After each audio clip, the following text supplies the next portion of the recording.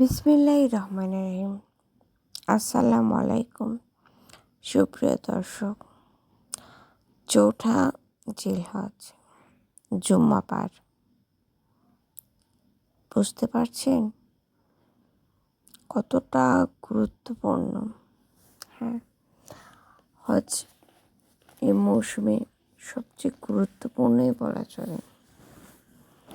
আর এই হজ সম্পর্কে নবী করিম সাল্লাল্লাহু আলাইহি ওয়াসাল্লাম বলেছেন, যে ব্যক্তি আল্লাহর উদ্দেশ্যে হজ করেছে এবং তাতে কোনোরূপ অশ্লীল আচরণ করেনি এবং দুষ্কর্মও করেনি, সে ব্যক্তি হজ হতে প্রত্যাবর্তন করবে এরকম নিষ্পাপ অবস্থায়,